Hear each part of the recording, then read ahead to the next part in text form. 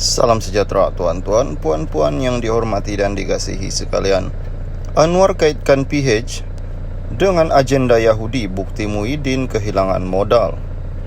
Calon Perdana Menteri Pakatan Harapan Anwar Ibrahim menyifatkan pengurusi Perikatan Nasional Muhyiddin Yassin sebagai kehilangan modal apabila mengaitkan gabungan itu dengan agenda kumpulan Yahudi dan Kristian yang mahu mengambil ahli Malaysia. Menurut Presiden PKR itu, apa yang diperjuangkan adalah kepentingan semua lapisan masyarakat di negara ini. Katanya Kristian dan Yahudi sudah menyusup masuk. Tak ada modal lain ke komunis Kristian Yahudi. Kalau merompak tak ada masalah. Saya nak jawab tuduhan itu. Saya tidak defensif, saya tidak apologetik. Kalau anda nak saya memimpin negara ini, saya akan pertahan orang Melayu dan hak orang Melayu. Saya pertahankan orang Cina dan hak Cina. Saya pertahankan orang India dan hak orang India. Sabah Sarawak, katanya yang dipetik oleh Astro Awani semasa ceramah di Bandar Tun Razak malam tadi. Pada masa yang sama, Anwar berkata Muhyiddin sudah kehilangan kelayakan dalam persaingan sebagai Perdana Menteri kerana rekod kehadiran yang tidak berangsangkan di Parlimen dan keengganannya untuk mengisytiharkan harta. Bagaimana dia nak pilih pemimpin? Nak tahu dia rasuah atau tidak? Apabila dia tidak berani isytihar harta, jangan sokong. Muhyiddin kata dia sudah hantar laporan kewangan bersatu kepada pertubuhan. Apa kena mengena? Saya minta dia isytihar harta. Tak berani sebab ada harta di sini. Ada harta anak, ada harta menantu, ada harta di Australia. Nak jadi pemimpin, must come clean. Anda tak rompak, anda tak ambil tanah, tak ambil balak, tak ambil kontrak, baru rakyat percaya yang anda boleh memimpin, katanya.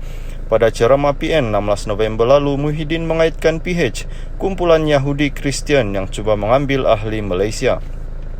Bagi saya ini bahaya. Apa bermakna ini berlaku proses pengkristianisasi? Kita dah dengar cerita ini bukan? Di Kuala Lumpur dan Petaling Jaya, kalau ada gereja hari had, ada juga orang Melayu pergi ke sana. Rupanya dah masuk Kristian. Itu saya tak fikir berkembang dengan pesat sebab sebahagian besar kita adalah orang Islam. Tetapi agenda puak-puak dan kaum-kaum seperti ini adalah niat mereka adalah untuk mengambil ahli Malaysia satu daripada koloni mereka. Itu adalah strategi jangka waktu panjang. Mungkin kita tidak lihat ini pada waktu ini, tetapi mungkin tidak berapa lama lagi kalau tidak berhati-hati berjaga-jaga, kata Muhyiddin. Bekas Perdana Menteri itu kemudian dikecam kerana kenyataannya dengan Majlis Gereja Malaysia menggesa pihak berkuasa supaya pun bertindak bagi mengelakkan kenyataan seperti itu berulang. Sementara itu, pengurusi DAP Lim Guan Eng berkata ucapan kebencian tidak pernah menjadi penyelesaian untuk menangani masalah rakyat yang dibelenggu antaranya gaji rendah, kos sara hidup tinggi serta kekurangan peluang sama rata.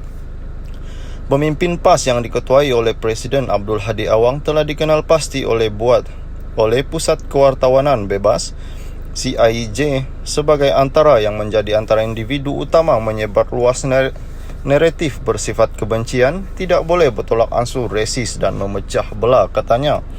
Yang dibelenggu antaranya gaji rendah, kos sara hidup tinggi serta kekurangan peluang sama rata. Pemimpin PAS yang diketuai oleh Presiden Abdul Hadi Awang telah dikenal pasti oleh Pusat Kewartawanan Bebas CIJ sebagai antara yang menjadi antara individu utama menyebar luas naratif bersifat kebencian, tidak boleh bertolak ansur resis dan memecah belah, katanya.